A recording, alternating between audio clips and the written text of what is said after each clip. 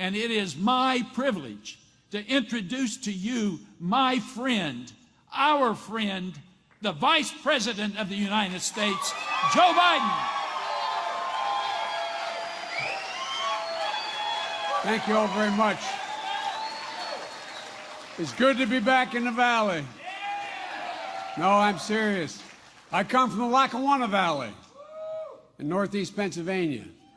And we're made of, no, I'm serious, made of the same stuff, man. If you knew where I came from, you'd think you were home. I mean it. Look, folks, I have campaigned over the years for an awful lot of people. There's nobody that I admire more than Ted Strickland. Ted and I have gone all, no, I really mean this. We've gone up and down and across this state in 2 campaigns. I was in here last campaign, 23 days. They probably wouldn't get the hell out, Joe. But you know, it matters because the people I trust most in life and in politics are the people who the idea that they care about forms in their gut first, and then it goes to their heart, and then it's articulated, if they're as bright as this guy is, through their head. But I really mean it. They're the people I trust. The people who arrive at a conclusion based on an intellectual exercise and they've reasoned it through, they're good people. But when things get really tough, they're the people who sometimes crack a little bit. But the guys and the women who feel it in their gut, as my mother would say, can taste it, understand it, smell it, see it, they're the people that I trust. And Timmy, you're in the same category, buddy. You know, I know about Irish and Italians. I'm Irish and I married an Italian. Bless me, Father. God Almighty. Besides, she's Sicilian, and I don't know, man. I don't screw around. I must tell you that. I tell you, I listen to her. But all kidding aside, Tim, you're a stand-up guy. Tim touched on something that I'm going to speak to briefly about today. My biggest problem with Donald Trump, I'll tell you about it in a minute, is not his cockamamie policies, is the way he treats people. No, I mean it sincerely now. The way he talked, think about growing up in your house, at your kitchen table. If you ever talked about people like he does, I'm not joking. I really genuinely mean this. If you ever sat there and, you know, talked about how, you know, how cool it was that, you know, John down the street got fired. You're fired. A phrase he's made famous. You're fired. You ought to come from a household where some people were fired, where the plant closed down, where all of a sudden they're staring at the ceiling, wondering how in God's name am I going to make it? A guy who says, and he means it, American workers make too much money. No, really, I mean, just think about, all kidding aside, it's not, I mean, I'm being deadly earnest here. This part's not the campaign speech, man.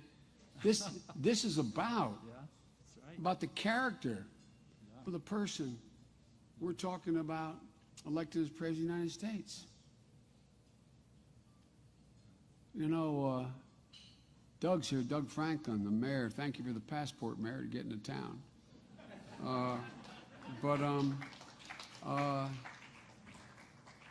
You guys get it. You guys get it. You know, I know Robert and Glenn couldn't be here, but I quite frankly like the fact that Sherry and Glenn Johnson are here. I like vice presidents better than presidents anyway. But all kidding aside, back in 2008 and 2012, I came here to ask for your vote, and I guess I was presumptuous enough to ask for your trust. I stood here and asked you, I said, I promise you, trust us. Trust us. You gave us both. You gave us your vote, but more importantly, you invested your trust in us. And I came back to say, first and foremost, thank you. I know, no, all kidding aside, I mean this sincerely, from the bottom of my heart. I know I would not be standing here today as Vice President. And this is not hyperbole. I would not be standing here today without you all, without the American labor movement. I would have never, ever, ever, as a 29-year-old kid, been elected in the corporate state of Delaware, were it not in September, all of a sudden, knowing that I had no chance, the UAW still stood up. The single largest workforce in my state back then in '79 was the UAW. It represented 10% of the entire workforce in my state. There is no UAW left in Delaware anymore. But it represented 10%. And you stood up. You took a chance on a kid. You took a chance on somebody who said, I promise you, I get it. My grandpa used to say, Joey, you're labor from your belt buckle to your shoe sole. And I'm for a simple reason. For a simple reason. I am a student of history. I was raised in a family. I was straightforward and honest. And the fact of the matter is, American labor, not figuratively, literally, and you kids, you're not being taught this these days, literally built the middle class in America. There would be no middle class in America. That's not hyperbole. Without organized labor. And Barack and I wouldn't have been elected president and vice president without all of you. And I hope you know I've tried to repay your trust. When Barack and I were sworn in January 20th, 2009, the auto industry wasn't on its heels, it was on its back. There were literally serious discussions among serious people of letting the industry collapse. Not just right-wing guys and the Chamber of Commerce guys. But remember what they were saying about y'all? They were saying American workers were not productive, that y'all were lazy. I mean, try to remember what this really was, man. That you couldn't compete with the Japanese. You couldn't compete with the Germans. We weren't as smart. We weren't as dedicated. We'd become lazy. And it wasn't worth it. President asked, I know I get blamed, but I'm happy now I got blamed for being the SOB at the family picnic, insisting that we bail out, quote unquote, bail out the automobile industry. Because I was absolutely convinced, along with Ted and Sherrod and Tim, I was absolutely convinced because of who I knew, how I grew up. We knew the automobile industry was not just an important economic element of the American economy. It was the symbol of who we were. That's right. What are we known best for in the world? The American automobile industry. We built it for the world, not just for the United States. And we understood how central to the well-being of our economy the automobile industry was. But remember back then what our friends were saying on the other team. And I really mean it, because nothing's changed. It's the reason I'm bothered to remind you of this. It's not like, oh, God, we're tired, Joe, about hearing how we bailed out the industry and it's working, okay? We know that story. The thing I want you to remember was why I got my brains kicked in, and the president did, by the Wall Street Journal and by the Republicans and by your opponent. That's right. And by the last administration. It was about you weren't capable. You weren't capable of building the best product in the world. You weren't productive. You were overpaid. Remember that argument? How many times did we hear for 8 years about how you're overpaid? How many times did we hear last time around, well, let them go bankrupt. Let Detroit go bankrupt. Right here in Ohio, as Ted pointed out, his opponent said, this is a lousy deal for Ohio. We had gone down to selling only about 6 million vehicles a year. And remember, go back and look, as my wife was a college professor would say, Google it. Check it out. What was the mainstream center-right press saying we could never build more than 6 million cars in America, mainly because you weren't competent. You had lost your desire to work hard. You'd gotten fat and happy. That was the whole story. That's still Trump's story. And guess what? Why bother to invest? But you know who invested most in the recovery of the industry? Everybody forgets this. The UAW. You all contributed the most. You gave the most at the office, as they say, to resurrect this industry. You took a hit to get it back on its feet when management had screwed up the whole process. You're not designing the cars. Management designed them. My dad was in the automobile industry. He said, just give me product.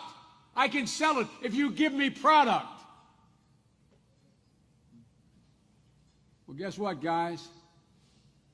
The bottom line is these same guys, they haven't changed. It's not about the automobile industry. It's about the American worker still. They don't know you. They didn't know you then. They don't know you now. They didn't know where I come from.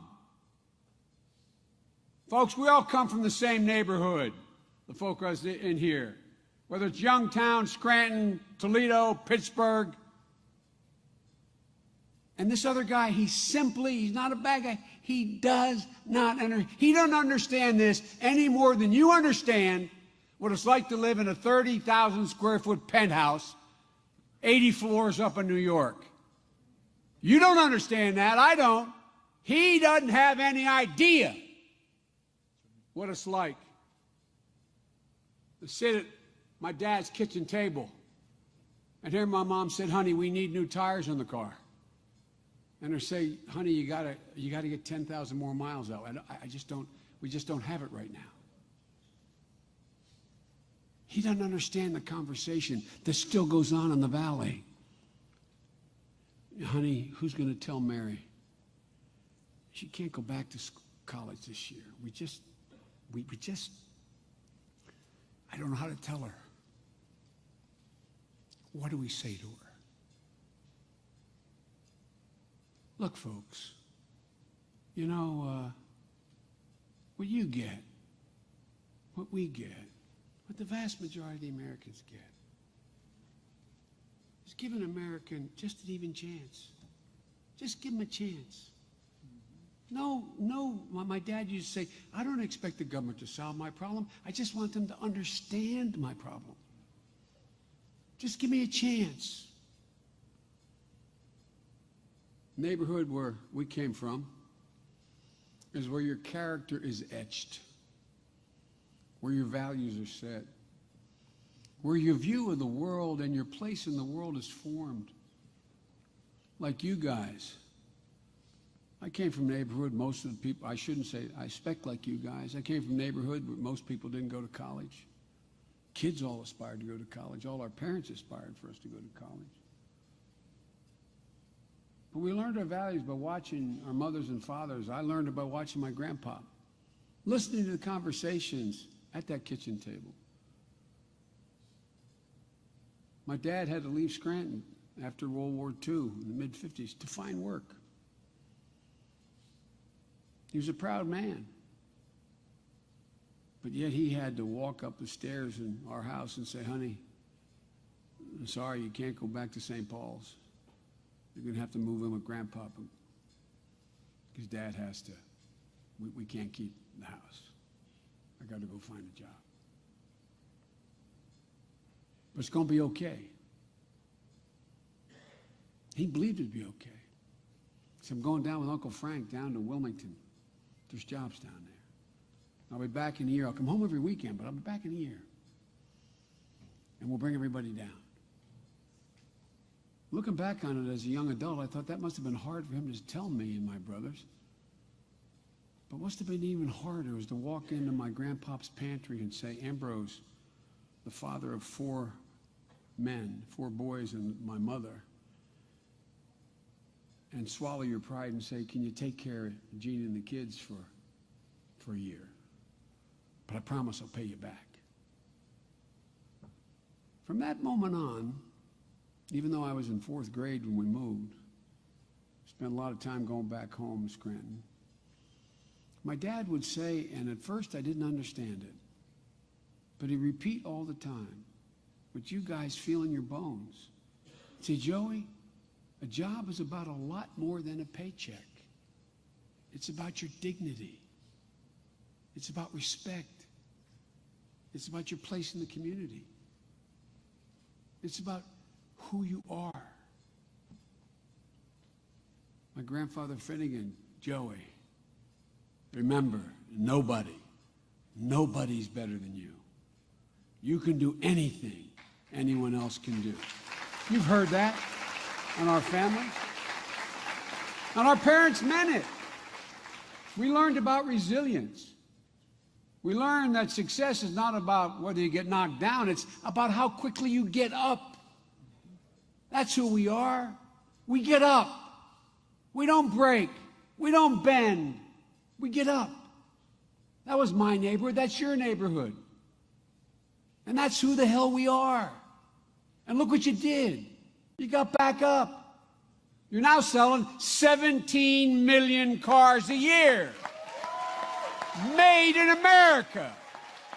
The most ever. You're making the best damn cars in the world again. You are the most productive workers in the world. That's not Joe Biden pro-labor. That is a simple, natural fact. American workers are 3 times as productive by every study as Asian workers are. I'm so sick and tired.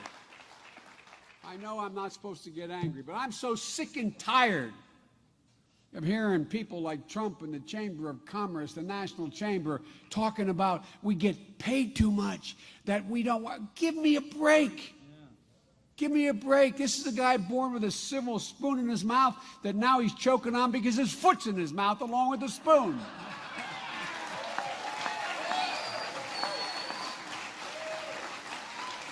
So my message to all you kids, don't make any excuse for where you're from or who you are. Don't make any excuse for our insistence that we get paid a fair wage. That's why I like this guy behind me.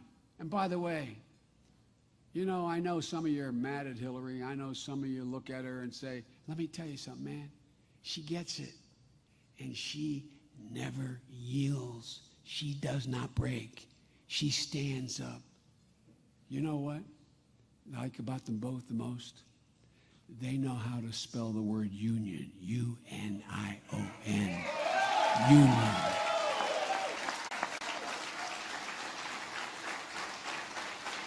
They know why we're who we are. They know who built the middle class. Hillary Clinton was the co-sponsor of the card check legislation. It's not just, and by the way, this stuff about us building the middle class does not just come from Joe Biden and Hillary and Ted and Tim. It's a fact. Everybody's beginning to figure it out. All these major think tanks are now beginning to figure it out.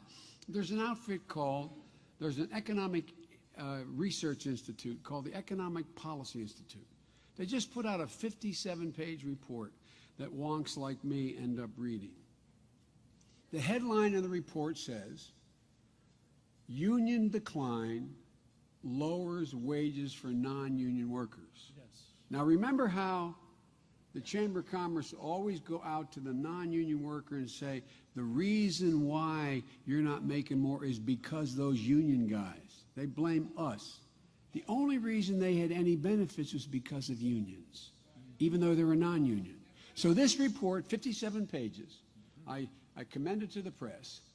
Here's the conclusion of the paper. It says, if organized labor was as strong today as it was in 1979, the whole country would be doing better. It says that non-union workers would be making on average $2,700 a year more on average if unions were as strong as they were. Ladies and gentlemen, we should be growing the labor movement. Trump and the Chamber of Commerce the last 12 years have declared war on labor's house. Ted Strickland knows it. Hillary knows it. That's why she led the card check fight. That's why Ted supported. That's why Ted has never, ever, ever turned his back. Do you think for a moment, and tell your friends out there who are angry and they say, pox on both their houses, I don't want to vote for anybody, ask them a question. I mean it sincerely. Try it. No matter what their politics are. Do you think there's any possibility that Donald Trump would do anything other than continue to try to break the labor movement? All kidding aside. You know, I served with a guy, I'm so old, I served with a guy named Barry Goldwater. He made famous a phrase. He said, in your heart, you know I'm right. Ask people in their heart, look them in the eye. Do you actually think Donald Trump cares about raising the average salary of average workers? You know, there used to be a basic bargain in America. Democrats and Republicans agreed to the bargain. And I mean this sincerely. It existed since 1934, with Republicans as well. And here's what the bargain was. If you contribute to the well-being and profitability of the enterprise you work with, you get to share in the benefits. Big study done. Of the Fortune 500 companies that have been in the Fortune 500 for the last 10 years, from 2003 to 2012, they made $2.7 trillion, which is a good thing, corporations make that much money. You know what they did with the profits? They spent 54% of it buying back their stock so they can raise the value of the stock they get paid with. And two, they gave 37% to their investors, leaving 9% for every other thing, including expansion, workers' wages, benefits, new plants, equipment. You know what that generated? It generated outfits like, some of the kids will know it, the IMF, the International Monetary Fund, Standard & Poor's, no Democratic think tank, saying the greatest threat to growth in America and the world is the concentration of wealth in just a few hands. That's what this guy's all about. That, by the way, Republicans didn't used to be that way. Those of you in automobile business remember that old phrase, this ain't your father's Oldsmobile. This ain't your father's Republican Party. This is a different deal. Ted and Hillary not only intellectually get it, they understand in their gut. This guy grew up in Duck Run, man. I mean, this guy grew up to describe I don't mean to be degrading, but it wasn't much more than a chicken coop you lived in. For a while. No, I'm serious. Yeah. For a while. I mean, really. Talk about resilience. Well, I didn't know it was literal, but damn, I tell you what. But he gets it.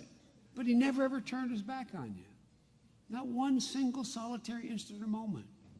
And by the way, you know, it's amazing. When you were going to the rainy day fund and we were trying to help bail you out with the Recovery Act, which I was doing. Wonderful. Thank you. Well, no. Here's the deal. You know the budget that caused this all to happen? He's not a bad guy, but Portman wrote the budget. Portman headed up their office, the budget man. He was the guy that wrote the budget. Not a joke. He's not a bad guy, but he wrote the budget. He was in charge of the Bush budget. And as congressman, he voted for the Ryan budget. The Ryan budget makes sure that you privatize. This is what it hadn't passed the whole Congress, thank God. But it's you privatize Social Security. You give a voucher for Medicare, meaning an absolute amount. If you go over that, you're dead, figuratively and literally. Cuts $6 billion in education, the quality of high schools and grade schools. Cuts aid to education. No, I mean that's the budget. He voted for it. They voted for it 6 times. Again, not a bad guy, but he has no notion of what's going to benefit labor, non-labor, just the middle class in America. And unlike his opponent, Ted didn't think the auto rescue was a bad deal. You know, when I was here the first time, you were laying off 1,700 people. And remember the threat that General Motors was making? They were going to move everything to Mexico, remember? That was a deal. Today you got 4,500 folks punching a card, building one of the hottest selling cars. And most importantly, you're being able to allow your families to have a basic, decent living. But it's still a struggle. The thing that I criticize on my party, if anything, while we're worrying of getting everybody off their knees, couples making $70,000, $80,000, $90,000 a year with 2 kids are still struggling, man. It's hard. It's really hard. Hillary gets this, man.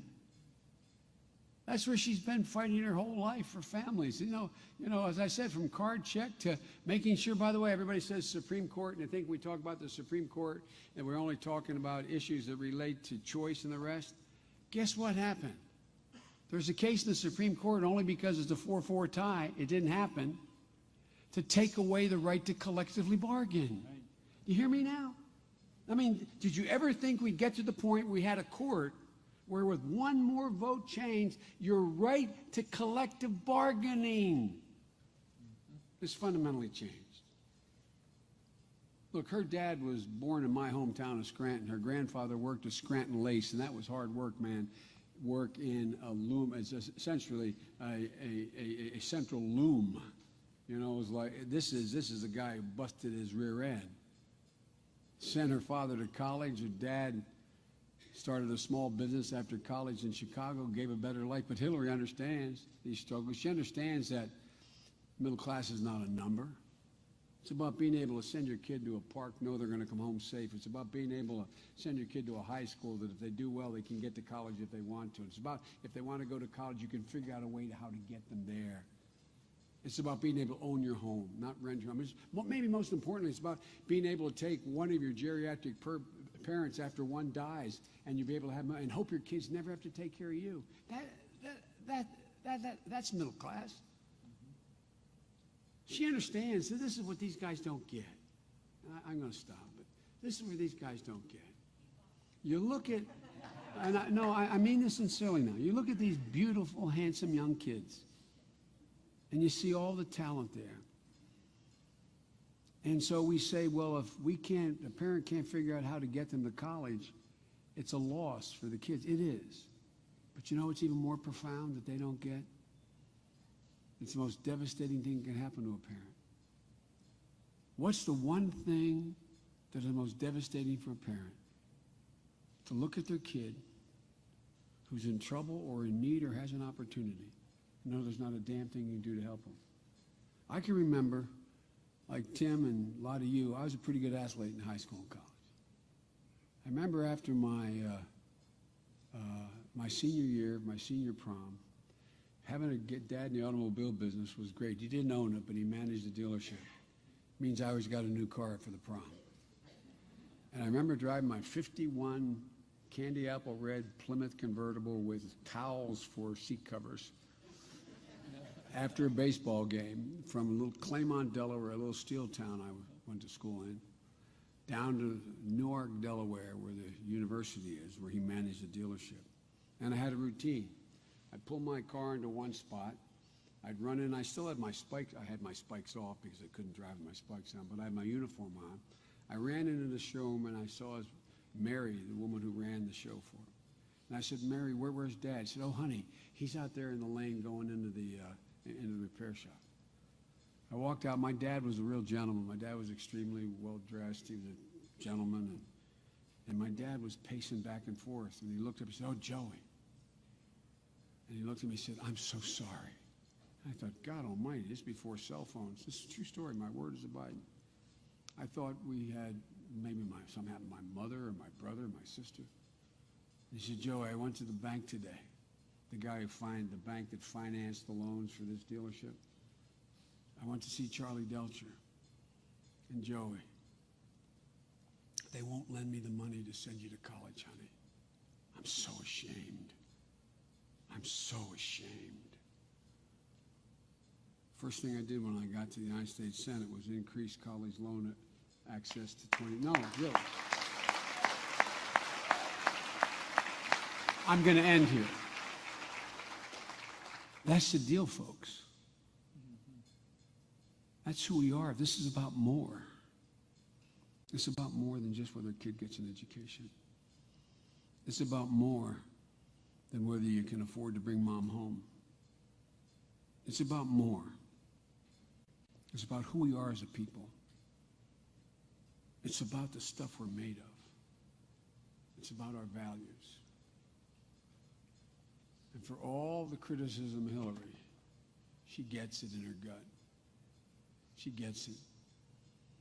And folks, that's what made us the most unique country in the world.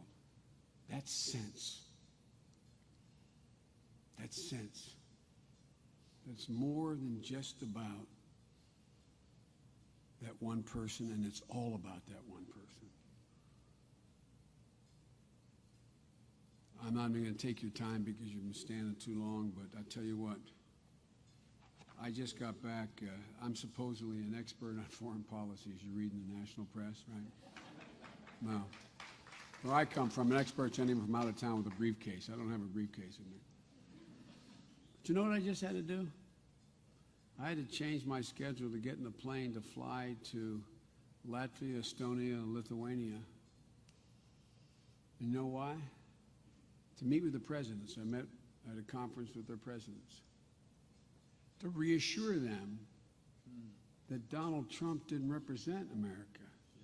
Because you know what Donald Trump said? Donald Trump said he's not sure he'd honor our NATO commitment. No. To protect them if Russia invaded them.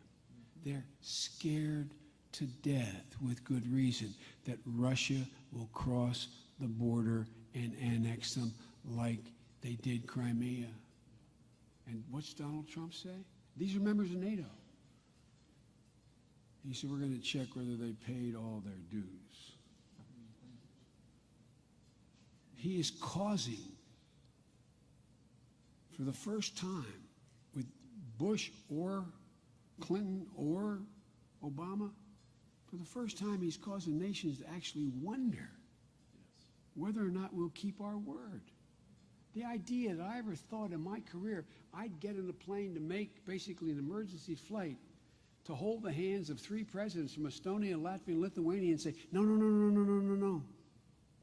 He doesn't represent Republicans or Democrats on this. Don't worry.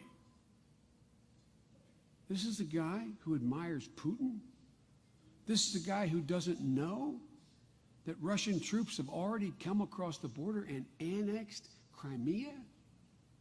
This is the guy who guarantees that Putin is not going to invade a country he's already invaded, I guess because his campaign managers are getting paid millions of dollars by the dictator who ran the place beforehand. No, I mean, what? This is really, I mean, I don't believe the guy's a bad guy. I just think he is thoroughly, totally, completely uninformed. He has no idea what the hell he's talking about. And guess what? That's okay sometimes. That's okay sometimes. But I got a military aide with me carrying a briefcase. No, I mean it sincerely. That briefcase has the nuclear codes in it. God forbid if something happened to the president and a decision had to be made, I open it up and the nuclear codes are there. Just imagine giving this guy access. No, no, no, no, no, I really mean it. Imagine giving this guy access to the nuclear codes. A guy who says how he'd consider using nuclear weapons. A guy who talks about how maybe other countries should become nuclear. I mean, my God. It's one thing not to know what the hell card check is. And I'm sure he has no idea what it is. It's another thing to wonder whether or not this guy thinks that. When asked by Stephanopoulos on his show, would you be prepared to make a deal with Putin about him having, I'm paraphrasing, part of Ukraine. Well, yeah, I'd consider that. Oh, good. Good, good, good. Maybe the Ribbentrop Pact between the Germans and Stalin could be reinstated here. You know what I mean? We can let us divide up. Guys, this is Trump world, the Trump world, I guess here's my point. The Trump world is already making us less safe. My son, Bo, who was a wonderful guy, and he volunteered as a prosecutor to go to, in the middle of a war in Kosovo, to help them set up their criminal justice system as a civilian. Then he spent a year in Iraq as a major in the United States Army, came back highly decorated with 3 decorations, including the Bronze Star. And so. Now, let me tell you what's going on in Iraq right now. The Shia and the Quds Force and a guy named Soleimani in Tehran are trying to influence what happens in Iraq. And there's actually urban legend going on in Iraq saying that the United States supports ISIS. Supports ISIS. When he stands up there and says irresponsibly, that everybody here knows is ridiculous, that Barack Obama invented ISIS, you know what happened the next day? The guy who runs Hezbollah, a terrorist organization, put out on all their networks that the nominee of one of the 2 largest parties in America, who may very well be president soon, has admitted that we started ISIS and that he has proof of this. You know what that means? We're trying now to make sure that these, what they call the Shia PMF, do not attack American forces or the American embassy in Iraq. If people believe we are supporting ISIS, what do you think happens to our kids in these countries? The man is totally irresponsible. But folks, I could have just said, my name's Joe Biden, I'm for Hillary Clinton, and Ted Strickland, and Donald Trump's dangerous, and it probably would have sufficed. Thank you very, very, very much.